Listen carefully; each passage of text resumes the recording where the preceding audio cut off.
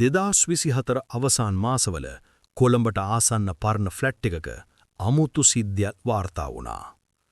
රෑ 12:17ට හැමදාම ලිෆ්ට් එක 3 වන මහලට නවතිනවා. එහෙත් ඒ මහලේ කිසිම මිනිසෙක් නැහැ.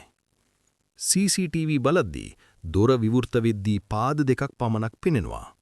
උඩට ශරීරයක් නැහැ. රතු පාටින් තෙත් බිමක් පමණයි.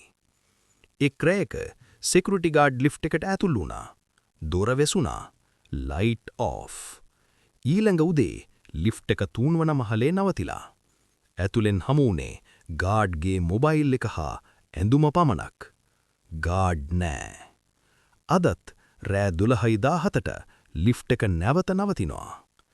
එකම දේ දොර විවෘත කරන විට ඔබට ඇසෙන්නේ ඔබේම හඩම නොමැති බව. ඔබ බලන ඇත්තේ ඇස් දෙකක්වත් නැති කලාතුරකින් අඳුරු වාතාවරණයක පමණයි. ඒ රැයේ සිට ෆ්ලැට් එකේ අය කිසිදා නිදාගත නොහැකිය වෙනවා. ඔවුන්ට සිහිනින් වඩාත් මනෝවිද්‍යාත්මක බයමත් දේවල් පමණක් දැනෙයි. ඔබේම හැඟීම්, ඔබේම භීතිය, ඔබේම සත්‍ය විකෘති වෙනවා. ඒ රැයේ සිට ෆ්ලැට් එකේ අය කිසිදා නිදාගත නොහැකි වෙනවා.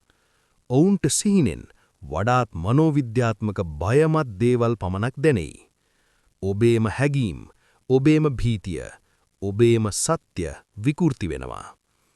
මෙම ලිෆ්ට් එකට ඇතුළු වුණොත් ඔබ පසුව ලෝකයට පිටවිය නොහැක.